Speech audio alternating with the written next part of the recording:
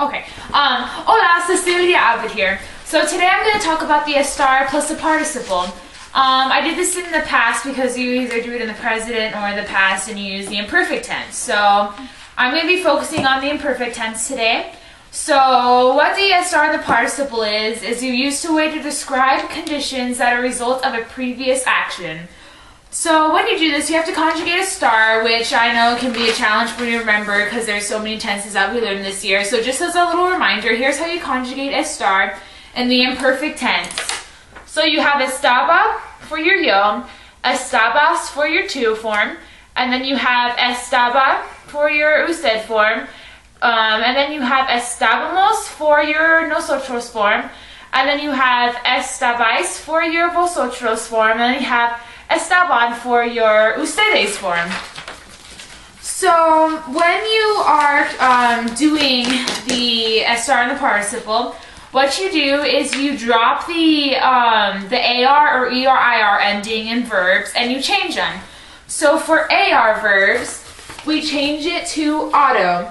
So if you had an AR verb like, let's see here, I think tomar, this is just one off the top of my head.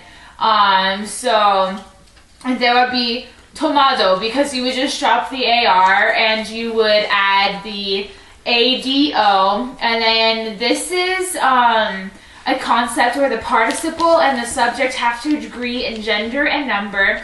So just make sure you kind of watch that because I know that's something I forget all the time. So just to remind you guys to watch out for that and stuff. And then so for ER and IR verbs, you add ido or ida or plural. Sorry.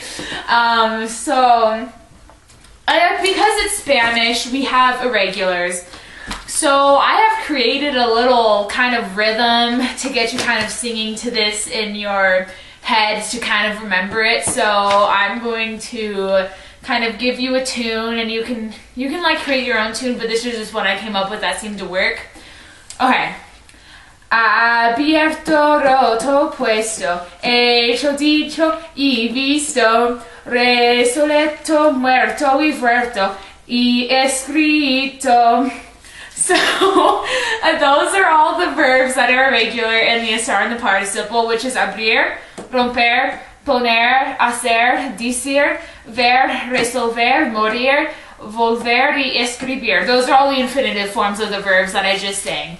So I'm going to sing it one more time just to kind of get the rhythm going. Okay. Abierto, roto y puesto, hecho, dicho y visto, resoleto, muerto y vuelto y escrito. So that's kind of a little ditty if you want to try that out, see if it works for you. It's kind of a long song, but so when you're saying this, some people add a ya. So here's an example. So su libro ya estaba abierto, which means your book was already open, and all the ya does is add the word already. So if you want to add that, you can. And so just a quick recap. The estar and the participle is a way to describe conditions that are a result of a previous action. You use the verb estar and you put it in the imperfect form if you're talking in the past, which is estaba, estabas, estaba, estábamos, estabais, and estaban. And then you take off the ending of the AR, ER, IR verbs, and for AR verbs you add auto, and for ER and IR verbs you add ido, and remember that they have to agree in gender and number. And remember all of your irregulars and sing the song to help you remember.